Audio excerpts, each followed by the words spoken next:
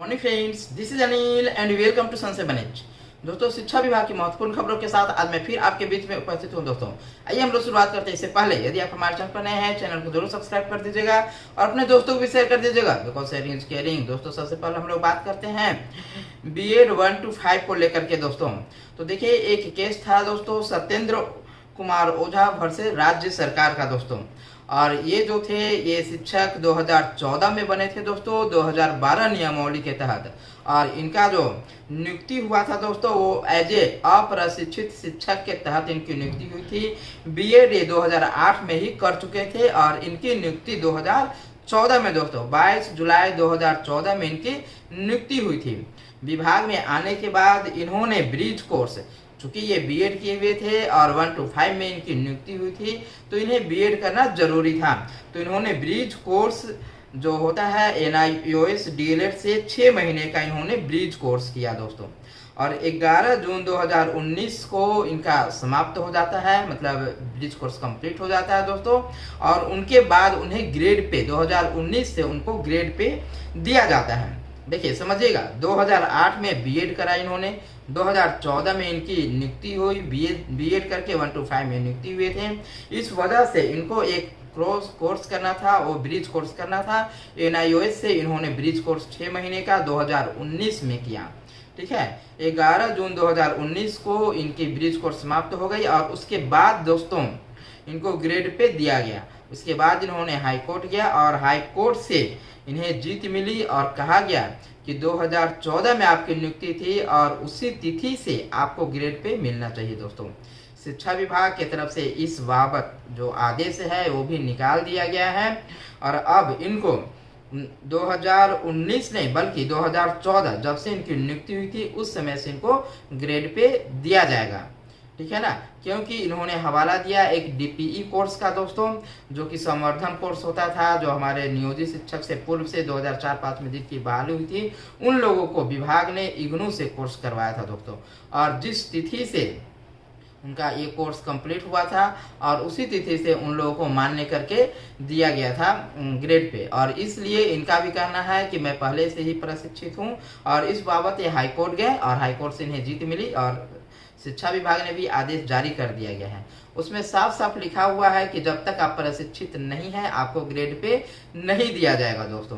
तो बीएड किए हुए थे, शायद इस आधार पे उनको प्रशिक्षित का वेतनमान माननीय हाईकोर्ट की तरफ से दिया गया है दोस्तों। और शिक्षा विभाग ने भी इस आदेश को लागू कर लिया है। दूसरा महत्वपूर्ण खबर दोस्तों, अपर मुख्य सचिव एस सिद्धार्थ, उन्होंने कहा है कि नीति के मुताबिक ही शिक्षकों का ट्रांसफर किया जाएगा।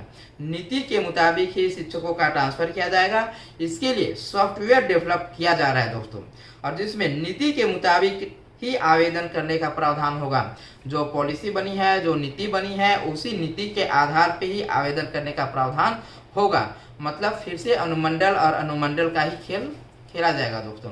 तो यदि 10 अनुमंडल का चॉइस दिया जाता है तब तो बहुत से शिक्षक जो होंगे वो कई दूसरे जिलों में चले जाएंगे। को लेकर के ट्रांसफर पोस्टिंग मामले को लेकर के ही टीटी शिक्षक संघ के अमित विक्रम अध्यक्ष हैं और उनके कई साथी कल माननीय मंत्री विजय चौधरी सर से मुलाकात करने के लिए पहुंचे थे दोस्तों। पूर्व में वो शिक्षा मंत्री भी रह चुके हैं और अभी भी बिहार सरकार में मंत्री हैं दोस्तों, जिनका भी चयन 6 फेज में हुआ है। वो बखूबी जानते होंगे कि विजय चौधरी सर कितना महत्वपूर्ण व्यक्ति थे उस समय जब 6ठे चरण की बहाली चल रही थी। अगर वो नहीं होते तो शायद ये बहाली और लंबी लटकी रहती दोस्तों। कई केस किए गए थे और कई मतलब 8-9 केस था उसमें, और ब्लाइंड केस और कौन कौन से केस थे, तो उसमें बखूबी उन्होंने बढ़ चढ़ करके और जा करके इस केस का उन्होंने जो हाई कोर्ट था वहां से इन केस को खारिज करवा करके और उसके बाद ये बहाली हुई थी। उनकी महत्वपूर्ण भूमिका है। उस समय के जो भी शिक्षक साथी हैं, जो भी शिक्षक बने हुए हैं, या कुछ लोग दुर्भाग्यवश शिक्षक नहीं भी बने, लेकिन वो लोग बखूबी उनकी महत्वपूर्ण भूमिका को जानते हैं। और अभी भी जो शिक्षक साथी जाकर के उनसे मिले हैं तो उनका यही कहना है कि सकारात्मक समाधान निकाला जाएगा आप लोगों के लिए। जो मुख्य रूप से जो पुरुष शिक्षक हैं उनका अनुमंडल का जो चॉइस है कि आपको गृह अनुमंडल के बाहर के अनुमंडल में आपको मिलेंगे, तो यहाँ पे समस्याएं होंगी क्योंकि कई ऐसे डिस्ट्रिक्ट होंगे जहाँ पे सिर्फ और सिर्फ एक ही अनुमंडल है, जैसे कि आपका अरवल है, किशनगंज है और भी कई ऐसे डिस्ट्रिक्ट हैं तो शेखपुरा है, तो वैसे डिस्ट्रिक्ट्स के जो शिक्षक होंगे उन लोगों को अपना डिस्ट्रिक्ट छोड़ करके दूसरे डिस्ट्रिक्ट में जाना होगा, तो काफ़ी समस्याएं होंगी। तो इन सारे चीज़ों को लेकर के कल मिले हैं और उनका कहना भी है कि बहुत जल्द इस बाबत कुछ न कुछ सकारात्मक समाधान निकालने की कोशिश की जाएगी दोस्तों। और जो भी शिक्षक जिनका सक्षमता नहीं का काउंसलिंग हुआ था और काउंसलिंग में जो लोग उपस्थित नहीं हो पाए थे या तो फिर सफलतापूर्वक उनका काउंसलिंग नहीं हो पाया था दोस्तों, तो उन लोगों के लिए फिर से शिक्षा विभाग समय देने जा रही है। शिक्षा विभाग BSEB से बातचीत करके और बहुत जल्द उसका डेट आ जाएगा, जब आप लोगों को, हालांकि डेट भी जारी कर दिया गया है दोस्तों। महत्वपूर्ण खबर है दोस्तों, जो भी सक्षमता पास शिक्षक थे और जिन लोगों का सफलतापूर्वक काउंसलिंग हो गई थी और जिनका सक्षमतापूर्वक काउंसलिंग नहीं हुआ था, उनके लिए एक बार फिर से मौका दिया जा रहा है दोस्तों। ठीक है, एक बार फिर से उनको मौका दिया जा रहा है, प्रमाण पत्र अपलोड करने का मौका दिया जाएगा। इस बाबत जो शिक्षा विभाग है और BSEB के बीच बातचीत हुई और उसके बाद ये निर्णय लिया गया है। 48,000 शिक्षक हैं जिन्हें काउंसलिंग का मौका फिर से दिया जाएगा दोस्तों। इस संबंध में आदेश भी जारी कर दिया गया है।